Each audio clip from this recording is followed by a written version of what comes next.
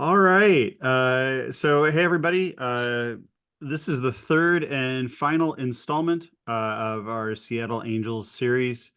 Basically around visualizing work, collaborating better, and dealing with complexity through the application of understanding it and being able to see it and being triggered when it happens.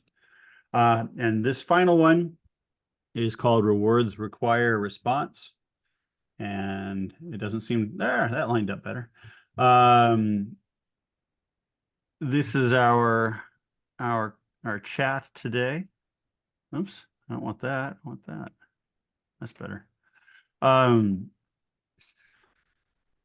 life with technology. Um,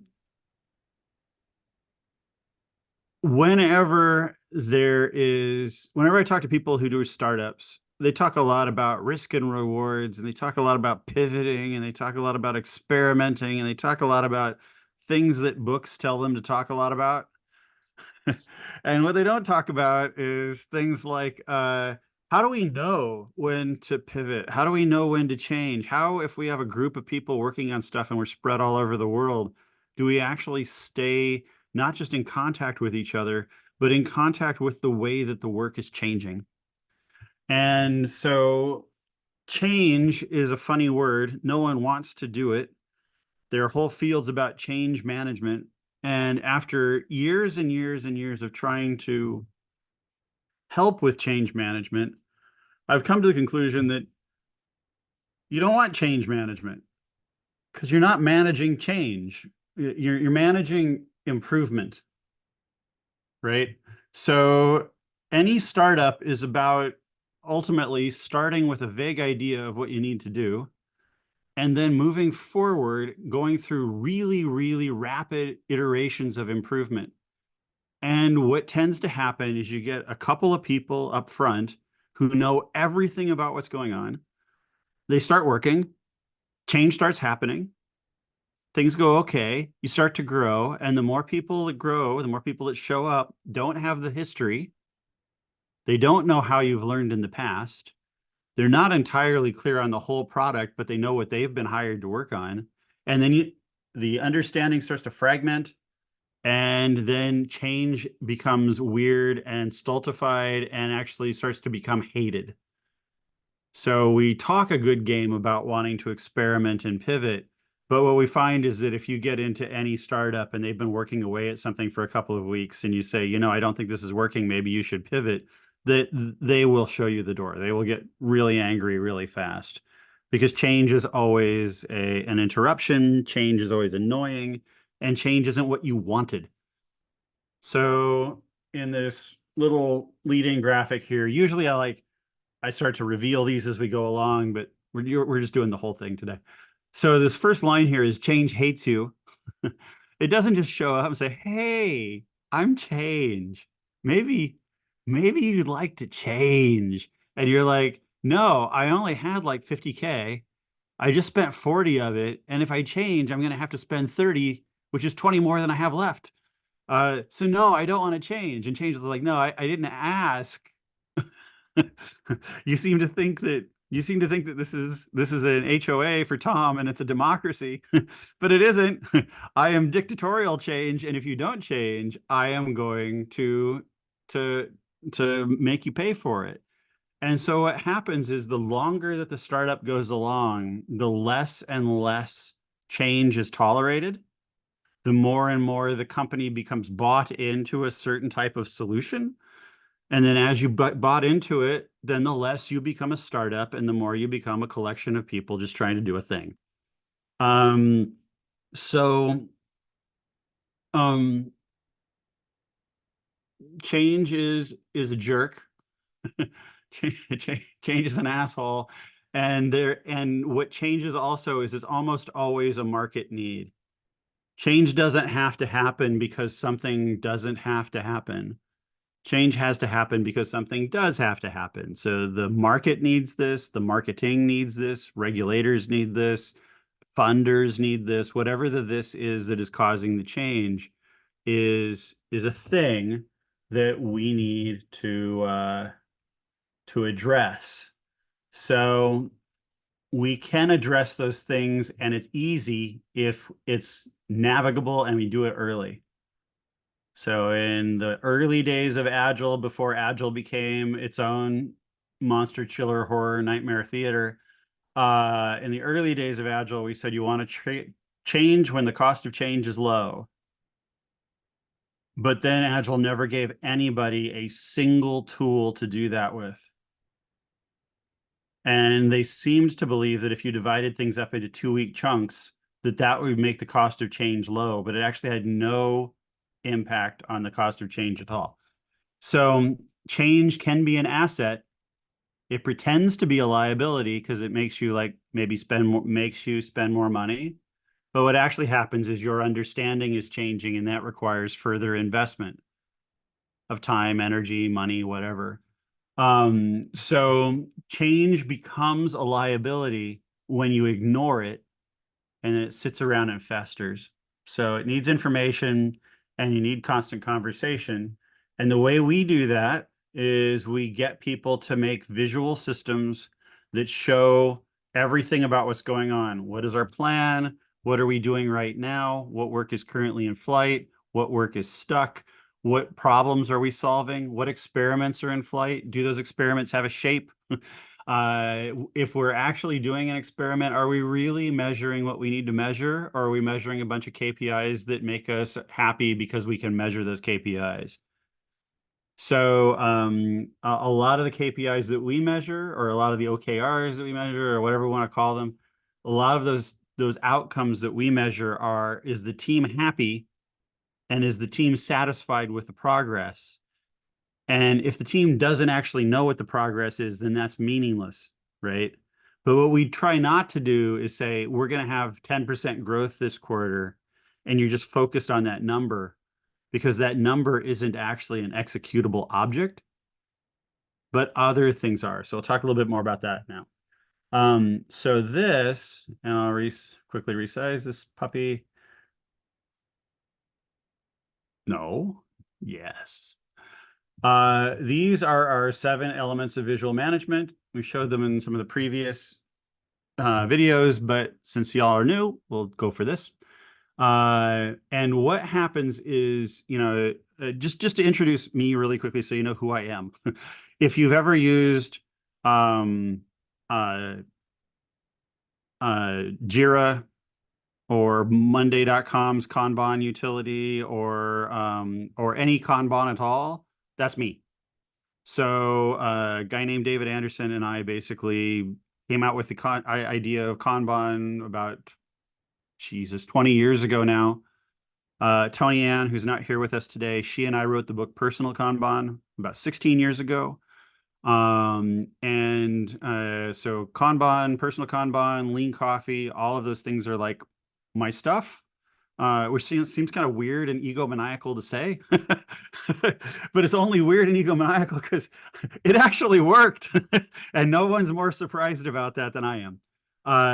So what we've discovered over the years about creating visual systems is, number one, a Kanban is never enough. So if you're just using Trello, you're going to be screwed, because not only is Trello a really bad Kanban, but any Kanban isn't going to show you, if you have a pivot and that pivot involves an experiment, you need to do something like an A3 in order to visualize that experiment. And if you're not doing that, then you're not experimenting, you're just screwing around. I see a lot of teams who just kind of, we're going to experiment on this. And then you say, can you show me the experiment? And they're like, well, it's in my head. It's like, no, you screwing around is in your head. The experiment needs to be visual. It needs to be written down. And so in order to make any visual control, whether it's a Kanban or an A3 or anything else work, it needs to have these 7 things. So the first is direction. So we have to plan. If we don't plan, then we don't have direction. And so these are our backlogs, upcoming work, known collaborations that are about to come out. These are if you have a Kanban, it's the leftmost column, your backlog of your Kanban. But this is saying, like, where are we planning to go? And then if we move around here clockwise, they need to have state. So the visualization that you have is showing what is currently happening in whatever it is that you're visualizing, right? And if you don't update things in real time, every second that you don't update it, you become more stupid. Every second that you don't update your visual control, you lose track of where you are, you stop being in alignment with your team, and really bad things happen. So this is a real-time information state of the direction of work or the direction of the experiment or the direction of the project that you're working on. Okay. While you're having those things, while you're having this state information, the state information over time changes. This is rolling along fine. This is rolling along fine. This is stuck. This isn't fine. People are upset here. Whatever those things might be. People have stopped buying the product. Whatever. When that happens, those should be triggering an action. So when there's a state change on your visual control, that visual control is showing you the state of something. And when that state moves in any type of a negative direction or even a positive direction, it should be an impetus for someone to act in some way, which is one of the reasons why I really hate Trello and Jira and Asana and all of these other things. It's not because they don't pay me royalties. It's because the way they've instantiated the Kanban does not make the information on the Kanban actionable, right? What it ends up being is just like a work tracking thing. So it's like flow this, flow that, flow this, flow that, but it's assuming that work is flowing, and it's not saying, if something weird happens, then what do we do? And if you have these two things, you have a lot of good state information and you have good triggers, then people start to act when something goes wrong, and they'll act immediately because these two things will make it obvious what they are supposed to do.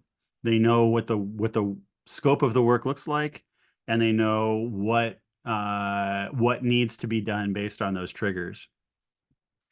And when you have these two things also, you now also have a system where, how like when you might try and do agile or Kanban or lean startup or something, and people do it for a little while and then they kind of lose interest. They lose interest because it's not interesting. I mean, literally nothing in the world is more boring than Jira. Nothing in the world is more boring than doing a Kanban that just shows you it's a to-do list that just flows from left to right, except maybe a to-do list. So when you do have those triggers, then they can act, and all of a sudden that becomes interesting because it's information that they can use to like do things. So those two things happen, and when they happen, state changes, something in that state triggers people to act.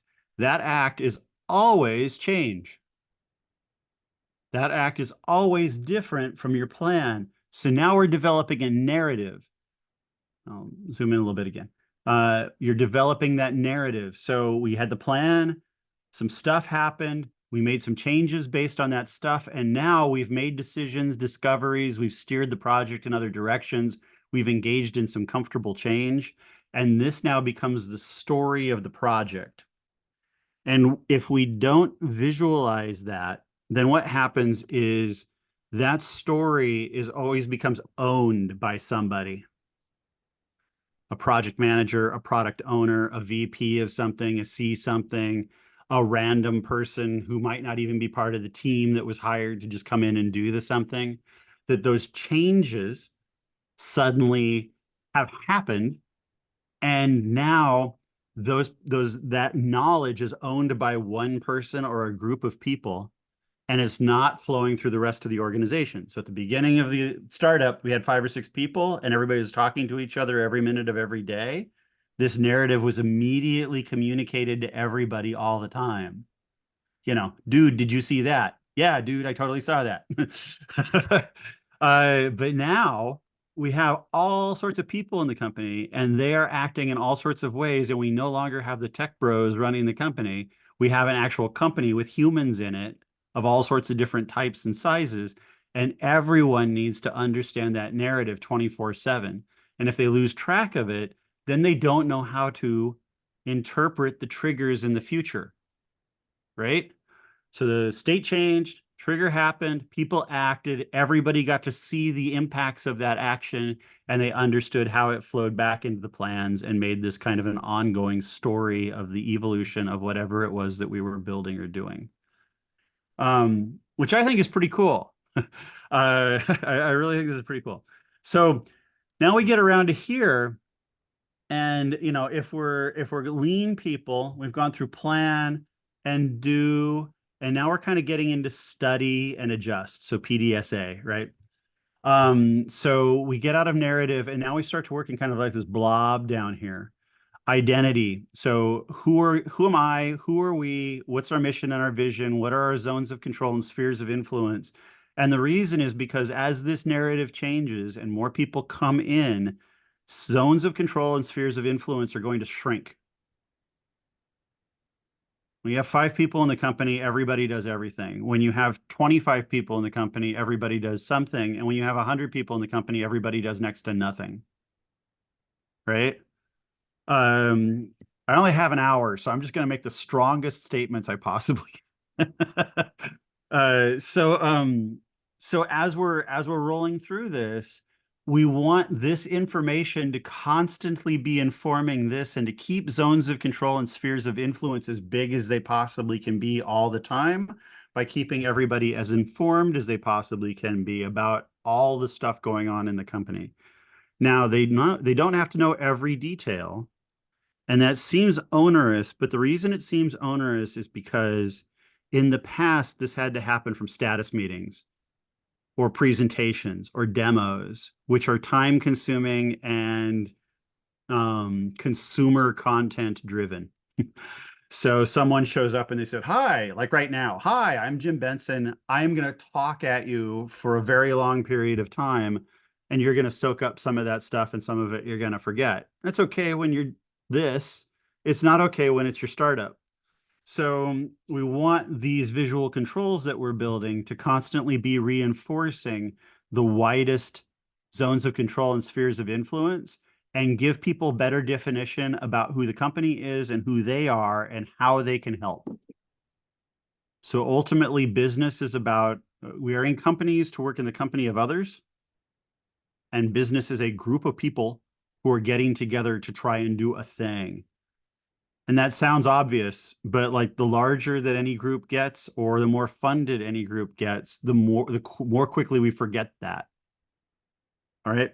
So then that moves into this little blob of professionalism, which is improvement, correction, learning, and quality.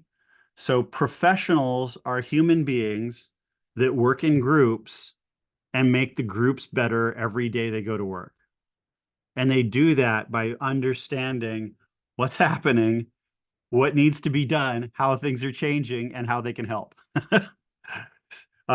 It's funny, but it's a whole narrative. And so the reason that the continuous improvement and lean startup and all of this stuff fail is because we actually don't understand that quality is never an individual act. Quality is always a collaborative act, but collaborations are always made up of individuals. So in the book, in the collaboration equation itself is individuals work in teams to create value. And that's value for the customer, value for themselves, value for each other, value for society, value for investors, value for the sake of value. It's just to make awesome stuff. But Agile always focuses on the team, forgets about the individual. Lean always focuses on value to the detriment of the team and the individual. What we need to do as a group is understand that the individual are made up of a bunch of human beings that we're paying a lot of money to hire, and that we want to make the most out of them, not by telling them to go do stuff, but by working with them to do stuff. So everyone is learning together, maintaining that information together, and course correcting together and creating quality. And then last, but certainly not least, at least last in the arc, but this is a cycle that never stops, is culture. And culture is seen by people as being, like, oh, we go bowling, or every 3 months we meet, at Jocko's house in Hawaii and have a good time or whatever. But what culture actually is that thing that underwrites people's ability to get work done. It's not process. Process is the language of your culture.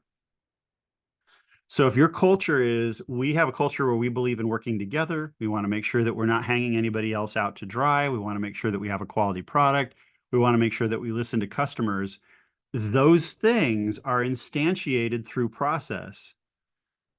And what happens is we often go out and borrow process, or don't have a process, or we're not thoughtful about our process, and then we wonder why our culture fails. But culture can't exist without the process to enable it. It is the enabling legislation of culture. Otherwise, culture is just wishful thinking and platitudes. And we see that at companies all the time where they're like, we're so great, we're so great, we're so great. And then next thing you know, they're up on some EEO lawsuit because they're not so great. So um this thing, uh it's interesting, but I didn't even recognize I didn't really think of this as a very powerful thing. I just thought of it was something in my head. And I went over the last couple of weeks and I taught at Ohio State and down at Cal Poly and some other places. And every time I got to this, it derailed the entire rest of the class because people just wanted to talk about this for 2 days. Um, so I'm not going to let you all derail me. But I am going to recognize that that's a thing. So if this is interesting to you, one of my things that I want to do on Modus Institute, which you can get if you scan this QR code right in the lower corner of your screen. Uh, I'm trying to get better at the business thing. I really am. But is that this visual management tool is what has led to the success that we found at Modus Institute.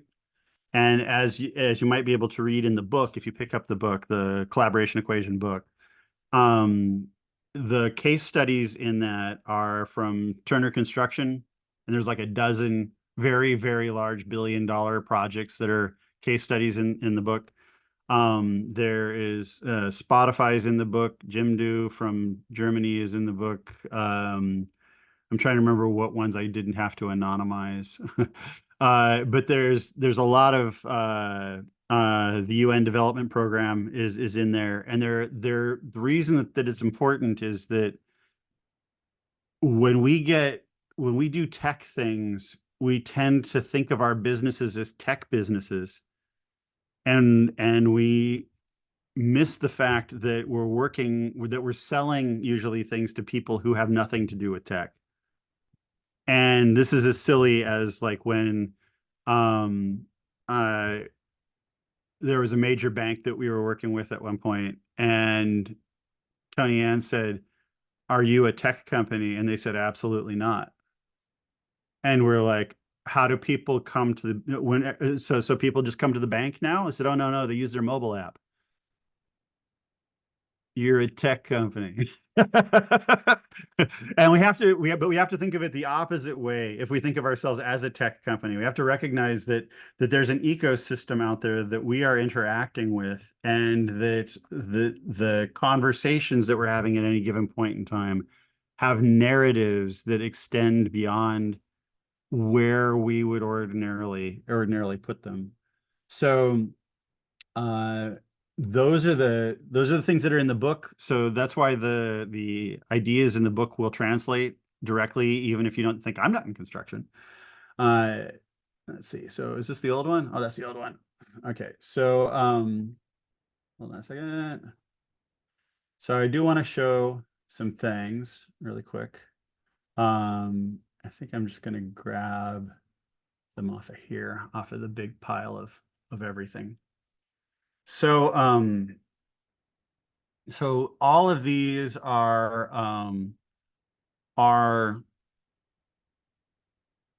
analog systems. But we're going to start here, and then I'm going to show you some digital stuff. And this, uh, everybody's got their cameras off, so I can't ask a question. But if you don't know what, so this is in Cloney, Ireland. We're working with Facebook in Ireland at their data center outside of Cloney, and Facebook makes all of their own hardware, like from scratch. Like it's insane. And the group that we were working with, there was the group that took things from the invention stage in the R&D group, and then prepared that hardware and the processes to ingest that hardware into a very locked down data center. And that went through several stages. Like one was the we're still not sure about this thing and we're testing it phase, to the it's becoming kind of hardened phase, to the it's ready for deployment, full deployment phase. And at each one of those things, the roles of this team actually became less, because they were taking the complexity of the original system and making it less and less until it was locked down and ready to go into the data center. But green touch points. So when you open any of their hardware, any lever, anything that could eject something, anything that had a cable that you could pull or something, it was all this kind of lime green, almost the same color as a sticky note, glowing green color. And they called those green touch points. And one of the rules is, like, when you're handling hardware, you should only touch the green points so that you don't screw anything up with the oils on your skin, but then also that you knew immediately, like if something was malfunctioning, how you could go in and quickly shut it off, because the green touch point itself conveyed that message as well. This is the part where you shut the power off, or where you pull this plug, or what have you. So when we were working with them and building their visual controls for their system, one of the things that we leveraged was their internal language around green touch points. And we created all sorts of flags in their workflow, where if it hit this is considered to be a green touch point, and you should change it in some certain way. And that's important, because when you're building a system with people, you don't want to go get a book, not even one of mine, and just do what's in the book. You will die. Yeah, it never goes well. Taking someone else's idea and doing it by verbatim does not work. So in Cynefin, in complexity science, there's a notion of best practices, which is basically like, if you do something in one place and then you do that something somewhere else, you will get exactly the same results. And then there are good practices, which is like almost everything else on earth. Is almost everything on earth. And that's when something sort of works somewhere, you can take it and you can mold it into your context, and it will sort of work for you too. Right? My old colleague Corey Lattis used to say that continuous improvement was the continuous improvement, your job was to make things suck slightly less. But you never fixed anything. Otherwise, there wouldn't be continuous improvement.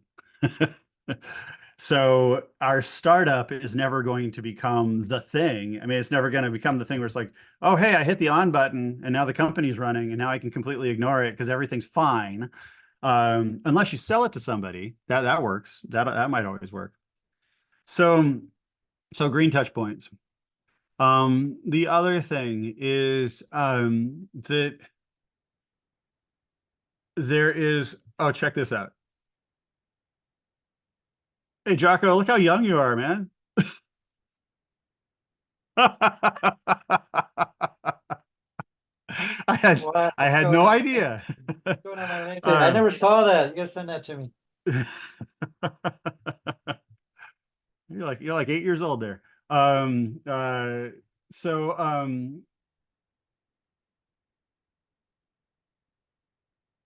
let's see, what do I want to hit next? I want to hit this next. So this, as you can see, there are trees here, right? This is outdoors. This is literally visual controls, what we call an obeya. An obeya is a place where all the information that your team needs to do its job lives. This is an obeya for the safety regimen of the Ruth Bader Ginsburg Hospital. And every morning, all of the guys that are people that are going to be working on the site um, get out there and they stand in front of these boards and they figure out what's going to happen each day. So right here is literally what's going to happen. All of the different people who are going to, all of the different companies that are on site, what possible problems they're going to run into, and then how they're going to get around them, right? And the impact that this has on safety is incalculable. I shouldn't say that. It is calculable. If someone was from Turner was here, they'd say, "Oh no, we've calculated it." But it is quite pronounced, right? And this is showing where everybody, like on a map, where everybody is going to be each day so that we know that they are not going to be, if they are going to be in the same place. So both of these companies are in the same place at the same time. How can we schedule that so that they're not working over each other and so that prerequisites are done at the right time? If there is a problem on site, it is immediately recorded on this. So like if someone gets hurt, it shows up here. Every day this is photographed, it is taken in, that information is recorded, and then that becomes how they create their recordable injury rate, or RIR, which is a primary metric of how well the project is going. So this project had this, and it had this room here. There it is. Pardon my Zoom. This is the project obeya inside the trailer, the construction trailer. Got a Kanban over here, time series data over here. You've got a heat map of people on site here. Problem that we're currently solving here, safety metrics, and that stuff continues all the way around the room.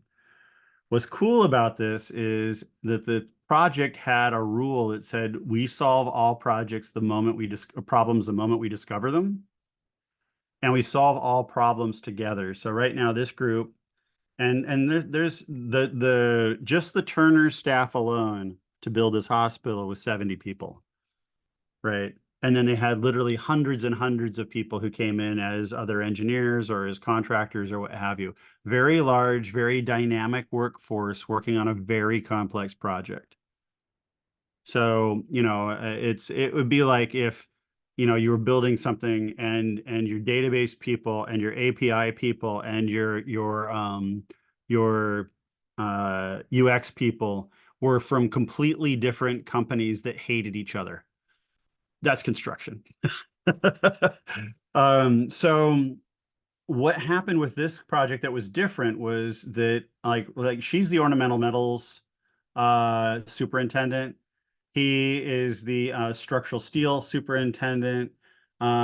She's the woodworking superintendent. Um, and Chris over here is the project executive and blah, blah, blah, blah, blah. But they're all in here solving a problem right now for the pilings at the beginning of the project. And they're doing that because they swarm on big project problems.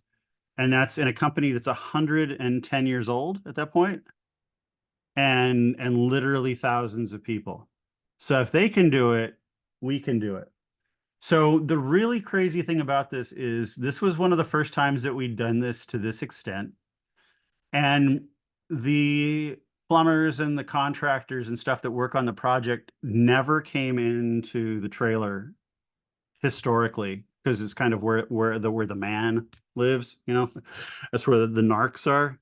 And so they would never come into the trailer. Well, right now, even while this meeting's happening, I can guarantee you that outside this door, there are some of those folks lined up wanting to come in and see what's on the walls. So the moment that this information went up, people wanted it, even if it didn't directly deal with what they did. So plumbers would come in and they would look about what was going on with the electricians. because they were honestly professionally interested in what happened. And that was so cool that Turner went ahead and built them their own Obeya in the basement of, in the first floor of the building the moment that it was habitable. So we sealed off these walls. We gave it electricity. You can't see it, but off to the left there's a kitchen. They built them a kitchen. These are examples of how to put in different piping and different HVAC stuff. You can see where people are going to be on site any given day, and then around the corner here, each of these groups, each of these people, the line workers that are out there actually doing the work, they actually were setting up their own visualizations. The stuff became so viral. I didn't expect it. This is just such a fantastic project from end to end. And so if you can build visual systems that give people information that they've been craving, they will use them. I have way too many stories about that. So let me get a time check on myself here. About 10 more minutes. All right, no, I'm not going to tell one more story. I'm going to tell this story instead. So this is the Spotify risk model. And it's always fun to talk about the Spotify risk model because you can say the word Spotify and everyone's like, ooh, Spotify. But Spotify is just a company with people in it. It does ridiculous things just like anybody else. And at one point we were working with a team at Spotify, and they were doing, agile, scrummy sprints, and they were doing sprint planning. And when you do sprint planning, you take the things that you're about to do and you take the Fibonacci scale, which is, 1, 2, 3, 5, 8. It's just a pretentious way to make agile teams feel like they're doing something useful. But in the end has almost no value. uh, and I have no opinions about these things really. But they did their Fibonacci thing, and there were a lot of tasks that they had coming up that were all very easy, 1, 2, 3 point, 3 story point tasks, things that they hadn't categorized as difficult or complex. And we were ending the meeting and they were about to leave the room and nobody looks happy. And of course, like, because I was there as a coach, I was worried that it was me. Like, what have I done to make you not happy? And they're like, nah, you're fine. We like you. Everything's okay. I'm like, no, no, you are not sounding okay. And so we did this exercise where we said, okay, I want to take everything that we just did and we'll drop this little box on the wall and drew some like silly pictures and said, okay, so is this something that doesn't scare you at all? Is this task something that just makes you kind of feel kind of wary? Is this something that scares you? Or is this like, oh my God, if I do that, I will die? And so then we got up and we said, okay, this is kitten, crocodile, zombie, and zombie crocodile. And then they took those things and they put them in the different boxes. And what we found was that all sorts of things ended up down here in the complex. There were like 2 and 3 story point things. So what happened was when we gave them integers, then they treated it like a golf score. they didn't want to fess up to something being difficult. So they would give everybody their absolute best case wishful thinking numeric value for these things. But when you said, does this scare you a little bit or a lot or make you go, oh my God, they had no problems putting this in the oh my God, area. And the reason for that is that integers work with the rational part of your brain. And rational sounds like a good idea, but rational is where you rationalize. It's not where you analyze. You don't analyze with your rational brain. You come up with a preconceived notion of where you want to go, and then you rationalize your way into being able to do what you thought you were going to do to begin with. So as much as possible, when we're building our visual controls, we want to keep them silly and we want to keep them emotional, because that's where we will betray our own actual fears and we'll find the true complexity of our work, and we'll be able to do something about it. And we do it in a way that isn't politically dangerous. So the sillier your visualization is, the more likely it is that you're going to get interesting information out of it. And people will get sick of it, and you're going to have to make new ones. So if you keep like there were teams that we worked with who were making Kanbans, and then we would leave, we'd come back 6 months later and the Kanban would look the same. And I was like, you didn't get what we were talking about. There's no way that your Kanban could still look the same. It's another reason why I don't like the online tools, because the online tools will lock you into a process versus help you build a dynamic process. Does that make sense? Um, so we want those triggers like this to cause us to act. We want to see those state changes. And yes, I know that's really small, but you remember what it says.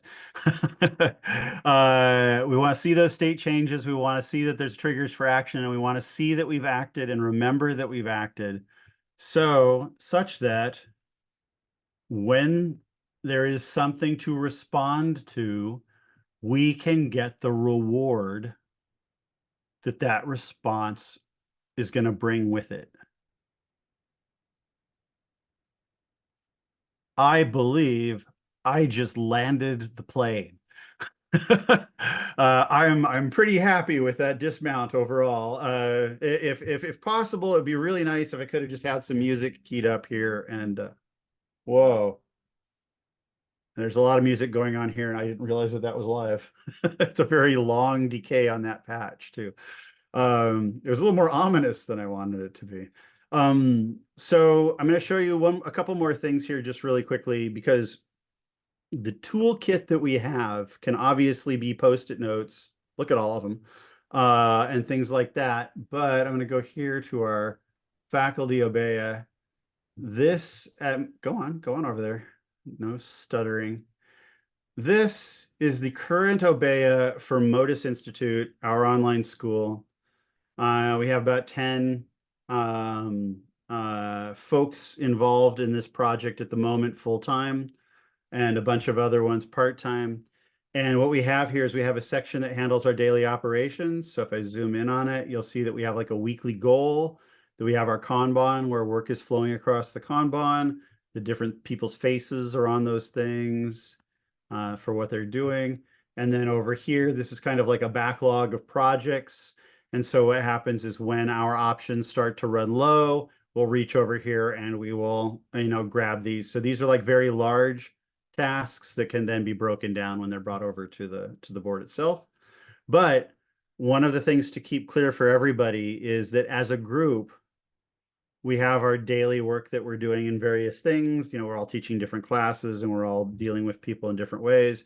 But this week we are focused in building standard work. The standard work that we're building kind of answers these questions. And I can actually show you the semi results of that at the moment.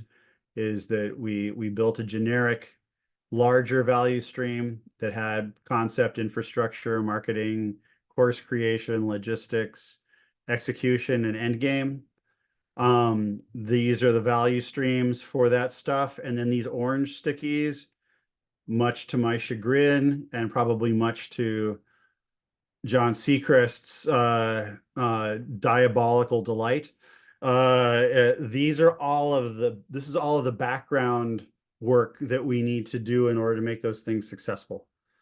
So now, because we have all of these different things to flesh out, we have to come out with basically what are the MVPs of these orange stickies, and then what are the improvement processes for the orange stickies themselves.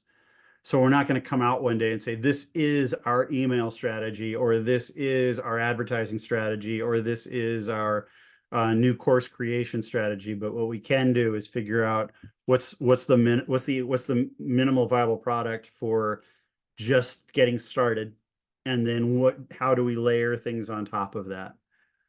Because as you can see, there's a lot of things up here that go into making a class.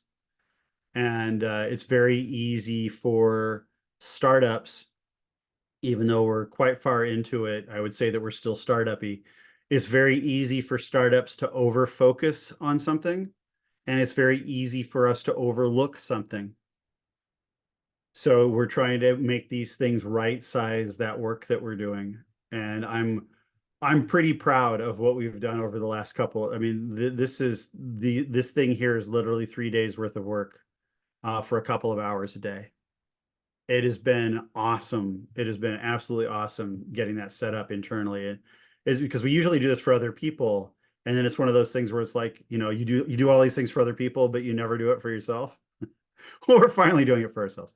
So just to kind of finish this out, these are design guides. What are our landing pages? What is the current landing page scheme? What are our color schemes, etc., so that any instructor that is coming in and making a new landing page for a new course knows where to go to get all of this information. We have a very active podcast called Collaborwalkie that we're working on. It's our whole publication schedule and invite schedule. This is the calendar and scheduling down here for live classes and live events that aren't podcasts, obviously. And then down here is just general logistics. And it is difficult in Miro to keep these things clean, but the reason that this thing exists at all, and of course today I'm not going to be able to show one because we just clean things up. But I'll go ahead right now and I'll just zoom in right now and say, I'll just go in and drop this thing in, and I'll, oops, or I will go in. There it goes. Go in right now and I'll just take this and I'll attach it to this and I'll say, Mark is on vacation. Wait until he gets home. Why is this important? Okay, so there's somewhat state information for this thing being in the pen, which means it's on hold, but what wasn't there was the reason why. So this is on hold at the moment because we're waiting for Mark to come back from vacation. If this was in Trello or in any of those other tools, this would be buried in the ticket, which means it's very hard for people to get in and see the conversation around the work. So what we want is for these systems to be as conversational as they possibly can. And we cleaned that up too. I cleaned up all the, so here. There's some humor. So what we find is that we know when we're working with a group, if they're doing any kind of a exercise. So down here, we're trying to figure out everything that is going to go into this marketing cluster. When people start putting these things in, that we know that people are being silly and that they're paying attention. If people aren't silly, then they aren't paying attention. And what is the most rewarding thing in the world is when the person when there's like a person on the team you're working with and they haven't been silly for months and then suddenly they do. It's a completely awesome moment. So this is a virtual version of that Obeya. There's also a tool out there called iObeya that is a very buttoned down kind of Obeya system. The reason that we prefer working with Miro is because it gives us kind of this open blank slate. The problem with Miro is that it doesn't give you pervasive state for something. So if you are doing something in Jira or in Kanban flow or something like that, you can actually measure your takt time, your cycle time, and those types of things. And this simply won't let you do that unless you come up with derivative measures that you have to then somehow record somewhere else. But But what we've found is that when we're visualizing things and people are happy with the system, they're very quick to find the bottlenecks and solve them on their own. When they're unhappy, you have to go through all of these different exercises to find those bottlenecks.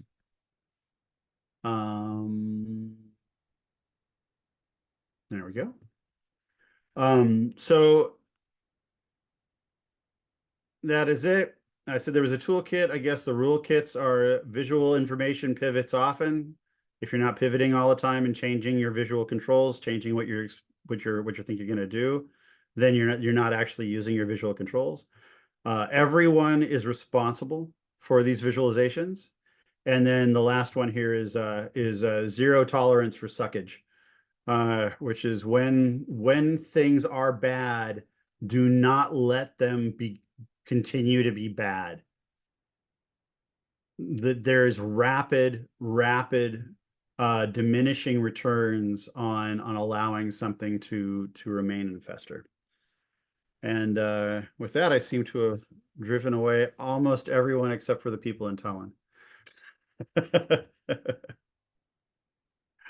So that's it. Sometimes life happens. Yes. So, you know, um, I have an image for a thing that would be a tool that would be Miro-like, that would be more functional, and nobody's built it yet. So I have the whole thing fully designed, John. Yeah, yes, I know you do. But you know, that notion of customer discovery and getting strategics to pay for it Yeah. is a marketing task, which has to be, somebody has to put their shoulder to that wheel. That's very true. But nonetheless, I think there's a fundamental problem in the core, which is when we did the $1 million valuation challenge, and we asked people to do build, measure, learn loops and run experiments, essentially, they wouldn't do it. I mean, like 7 out of 350 or 3,500. So 7 out of 3,500 is a no. I won't do it, right? And so then, what is it that is the barrier that when I put, in front of people, do an experiment and I will pay you money, and they can't get there even when that's the point of the whole weekend? What is it about what we said or how we said it or where we said it that caused them not to be able to run essentially a sophomore level chemistry experiment? Yes. Right? They don't know how to craft a hypothesis. They don't know how to measure a result.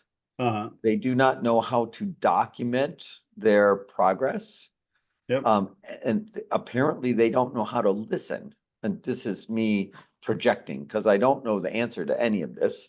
But there's a set of assumptions down inside of what you're doing, which I think are fundamental to being able to use the Obeya, or just, Obeya is just like a way huge Kanban in many ways, right? In some Very, ways, very yeah. complex, right? I can't get them to use Kanbans that are simple in an effective way.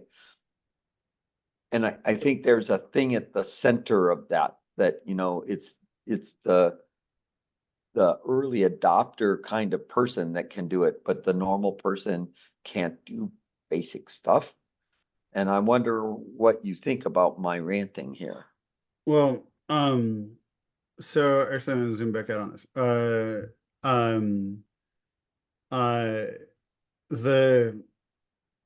The first thing that I can say is that human beings are not in no way equipped to systematically approach any situation.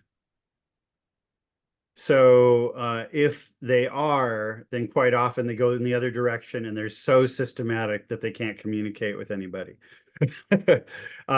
So we are definitely tilting against a huge human nature windmill here, but literally millions of people every day log in to play League of Legends. Okay. And the reason is because it is a semi-complex system with unknown rewards, but a fairly understandable rule set.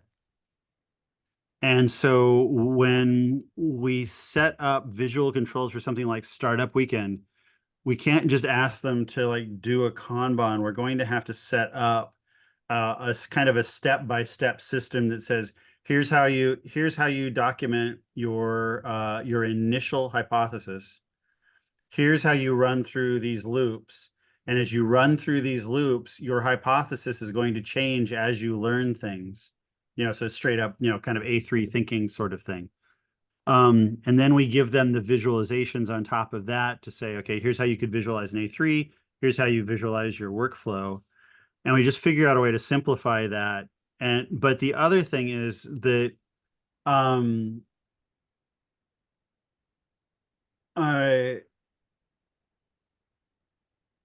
the project, so my Startup Weekend with the World Bank was that I think John, you've already heard the story. I know Jocko's heard the story. But we had 5 days to write an incredibly complicated long document with 12 people who had never met each other before.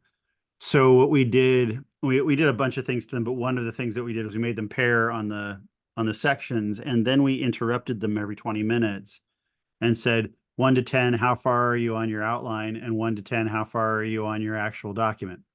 And then they would go through and they'd give numbers for that. And so there needs to be some sort, especially if it's only a weekend, there needs to be some sort of unbelievably rapid response feedback system that feels invasive, but what it actually is it's just learning by doing. So by the Wednesday of that event, they were already kind of managing themselves, and by Thursday, I didn't have to interrupt them very much at all. In fact, by Thursday, I was interrupting them just because I was wondering what was going on, but they were blasting through it. And then in the end, they ended up writing almost the entire document in 5 days, which no one thought was possible. So the system that we build can't be based on the tools. It has to be based on the narrative of the system.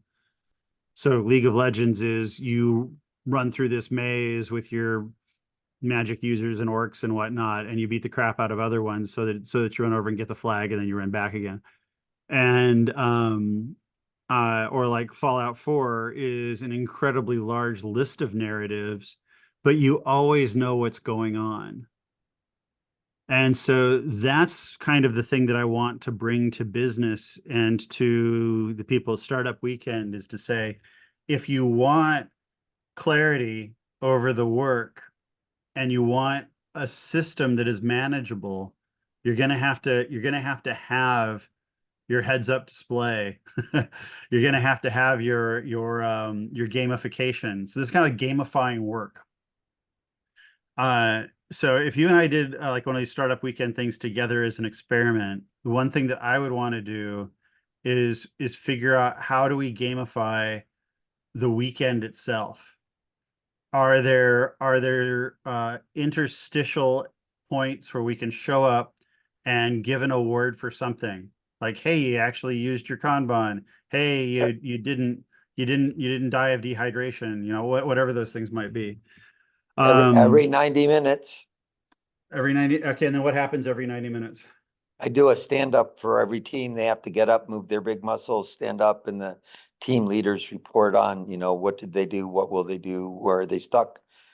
And that causes this cross team conversation that forces, the first team took half an hour to get a Twitter address. The second team takes 5 minutes to get a Twitter address. And so it builds an amplifier in the system all the way along. And usually by the oh shit moment on Saturday evening, when they decided that they can't eat the whole elephant, then their process goes into some kind of rhythm that they've got. Okay.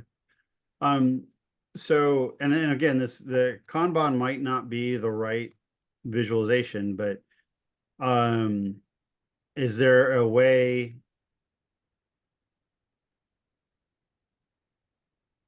So in 90 minutes, there isn't enough time for them to feel closure, I don't think, to move something on a Kanban that would be a trigger for action for anybody. So There's lots of little tiny things that need to happen in an early stage startup weekend where you're just trying to take an idea. On Friday night, you're gonna, these are the people that are doing 250 to 500 customer contacts in the weekend. And that all fits in little 90 minutes. So you divide 500 by 90 minutes, and that's how many people they're talking to, right, per minute, okay. right? So And so turns out there's eight people doing that work, so it's spread out, right? So right. there's So lots of action. yeah, so I'm thinking that the issue there is that the life cycle of the project isn't long enough to is the cycle time of the tasks themselves is so short, and the learning is so fast that it's outpacing the ability of a Kanban style visualization to keep up with that much work. That's an interesting So question. But yeah, right. But I yeah, don't think at the very core, they understand how to even think about an experiment, right? I'm going to go get 10 yep, people. I'm going to ask them a set of questions, like 3 questions, one of which is pay me money now for this thing. uh-huh. And I count the number of people out of 10 that say, yes, here's my dollar, right? So experiments with some kind of measurement tool gets you a long way. Um, So the and yes. So when we're teaching people A3 thinking, we don't even get out of it takes us like a day just to cover how to write a hypothesis. um Mhm. so and even then when you're done with that, it takes people a couple of weeks to even really get appreciation for the fact that their hypothesis is wrong no matter how well worded it is. So is there a way that we could provide an A3 thinking for for um for startups course that would be a study at your own pace course? It wouldn't be very expensive. Yeah, totally. I would be more than happy to make that course over the next 2 months. Me and Lex Schroeder, and if Jocko wants to help, he can help. Uh, uh, and um, and just get it up and make it some like $49 or something like that, and just make it a mini class, Sure. but to say, look, this is why this is important. So right now, Lex just finished or is going to be finishing teaching an A3 uh for strategy development course, and it was an open kind of webinar format. It doesn't have videos, but from that, now we know what we want to fold into a class like this. Mhm. But there's A3 thinking. There's actually just kind of Kanban for startup. So Sure. like I kind of like what I was getting at in the overall talk was that when you start your startup, you're kind of like at startup weekend. Stuff is moving super fast.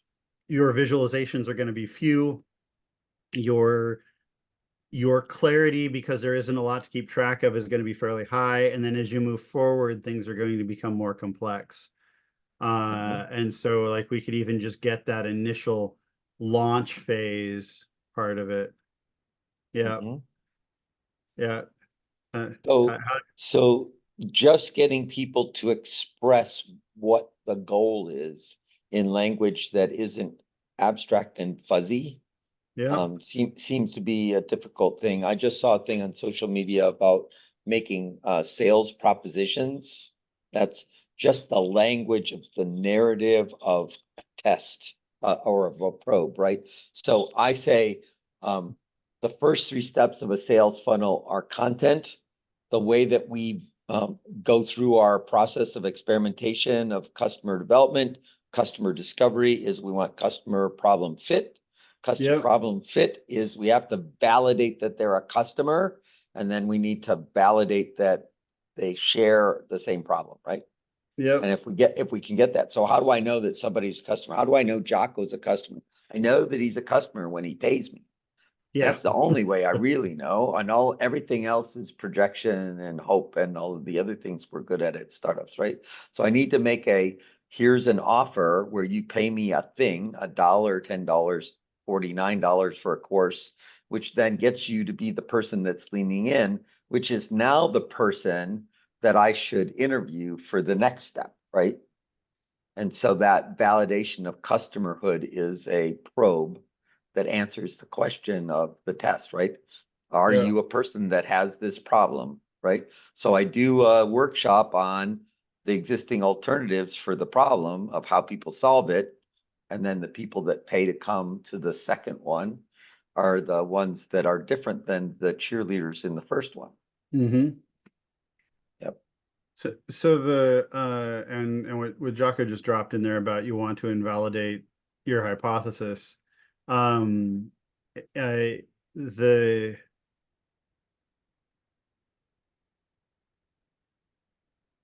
I have found that most people that are starting a startup are very excited about the thing that they want to do. The project, yes. Yeah, Not the business, yes. and that again, the notion or the nature of finding your hypothesis is invalid is often not like my hypothesis is invalid. It's like my hypothesis doesn't work like I thought it did. Yeah. And then it's And like, then I can't build my project the way I want to build my project. And so I don't want to listen to you tell me no, even if the person tell me no is me. yep. Yep. Yeah. Well, or that that pivot doesn't necessarily mean completely different direction. It could just mean mild reorientation, which may So involve losing that one feature that you were really looking forward to. sure, but you keep speaking in the language of product. Yeah. And the magic in the 4 steps to the epiphany is that the first step is not about project. Yep. It's about customer problem fit, not Yep. about what the solution is, and not certainly what my solution is.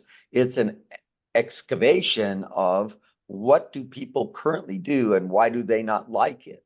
Mm-hmm. And so the first question is, who is the person who is willing to pay to find out something about how to do something different in the current existing alternatives, right?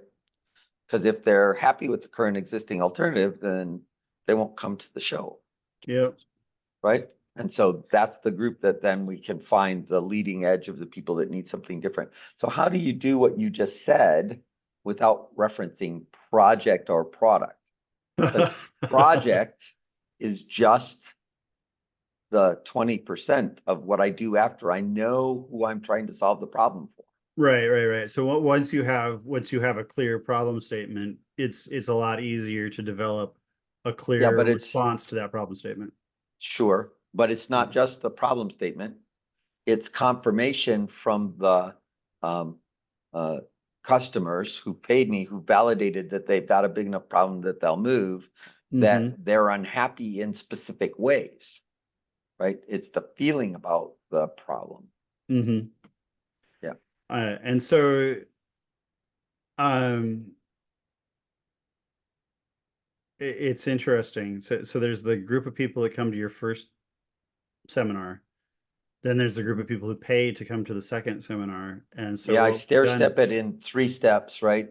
Free, and then small paid like $25, and then big paid like 250. And that becomes sort of like a gradient. And then, the people that are paying the 250 really, really care about this thing. And I've essentially socially validated that there's something useful in there. I'm doing like a 4-hour workshop that's, more personal in the 250. And I'm doing just a generic, let's get serious in the middle one. And then the Yep. first one is vocabulary building, right? And that's much like what I'm trying to do with you, right? Yep. And so exactly. So the question then is, are we trying to teach group one, group two, or group three that this is important?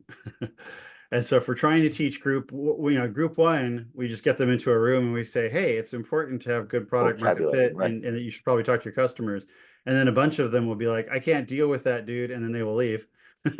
And then we've got the next group, which is like, well, maybe I can deal with that, and then some of those disappear, and then in the end you have that reified sample. And so at startup weekend, if unless I miss my guess, you're getting sample one, but you want the results of sample three. No, because yeah, I understand the thought of what you're saying, but I'm a believer that startup weekends need pre-weekend workshops. And so Oh, and do I people would take do, them? yes, I use that as a marketing mechanism to get people into the thing, but I usually take and do 8 workshops ahead of a startup weekend that Uh-huh. sort of frame tool sets so that people are coming in with expectations and they're coming in with experience with tools, so they're not learning tools on the fly. Uh-huh. Yeah. And so what And so, percentage of them have gone through the pre-training? um, maybe 30 to 40%. Okay. All right. And So it usually may be that's that your enough funnel is that they working in can, reverse, and the 30 to 40% that are showing up first are three. And then when they show up, they're joined by a bunch of ones. it's possible. It's possible. Uh, Um, we, startup it, weekends are complex social activities. Yeah, they definitely are, and there's some of my favorite things that I've ever done. What Tony and I noticed when at the beginning of COVID, we had a bunch of companies come to us and say we want to send all of our people to personal Kanban training, Yes. which was great because it was just kind of like this onslaught of work when we really needed it most. But what happened was we would get into a room, we get into a mirror or a Zoom room with 18 people, and 4 of them wanted to be there. Right. 14 people wouldn't participate, but the other 4 would, and they would participate a lot. And so they would just carry the whole thing, and everybody else would have their cameras off, and in the end they wouldn't do anything, and then they would go away. And we felt like that was a big failure because we were wanting to touch the 18 and we were only touching the 4. But if we had had 4 classes with them that were just those 4 people from each group in those classes, we would have felt completely successful. Yes. So, so You have to do what Techstars does, which is they invite the 20 companies and they watch them for a week, and then they trim off the bottom 10 and they serve the top 10. mm, that's a possibility. What's also a possibility is like you're already teaching 1/3 or so of the people who are showing up to Startup Weekend in this stuff. And then you just make it clear that those people are project managers now. Right. Well, that's where they naturally ended up. Yes. Yeah. Right.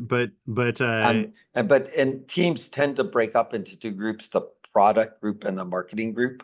yep. And so there's a pattern there. Yeah, it's usually 8 people to a team, Okay. with essentially 2 product leaders or project leaders that are driving the 2 heartbeats inside the, find people to talk to and then build the thing they said, and that goes Okay. back and forth. That wax on, wax off thing. Right. Okay. So then now we've got a smattering of people across the groups who are plants Yes. that have been trained. And so then we roll back to the training. And in part of that training, and I'm just going to state this as a statement, and you may well say I already do this, but train them also to be the coach or the enforcer of the tool. Hopefully not entirely the enforcer, but certainly the coach. So that when they get in, say, since you've had this training, you're going to be in with a bunch of people who haven't.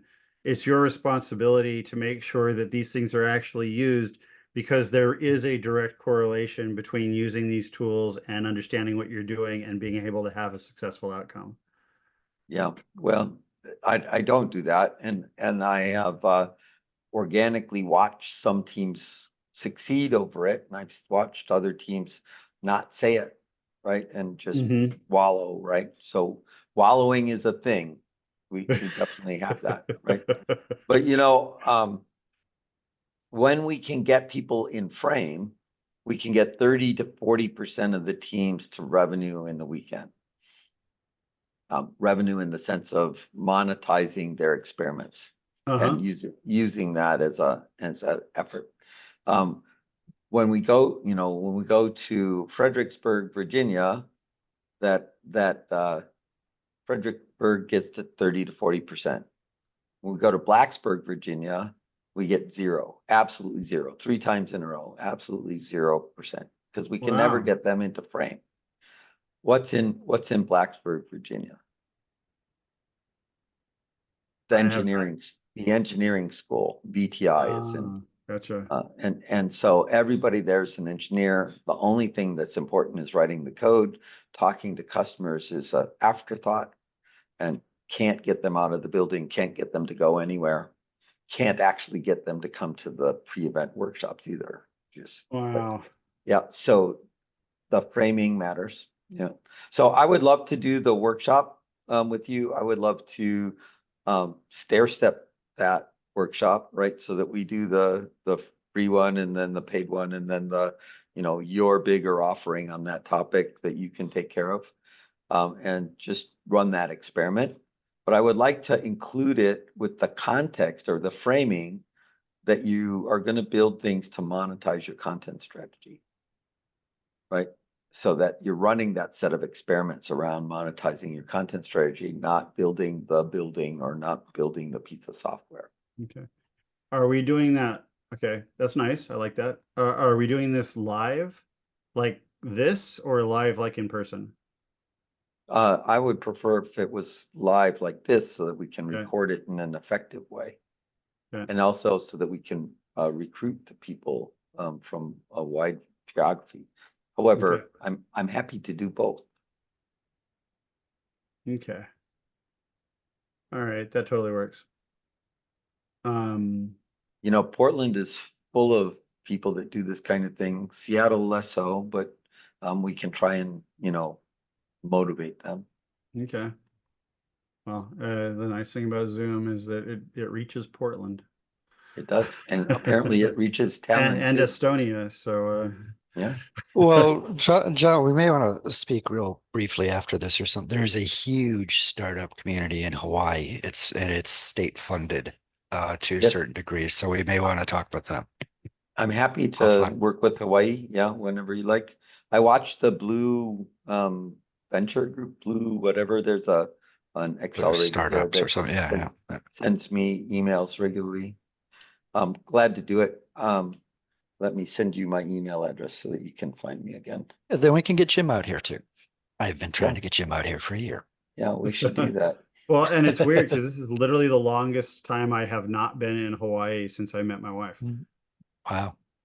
So she is a Honolulu in person. I guess you can't call her a native because she wasn't born there, but she was definitely there for a decade. So Honoluluite.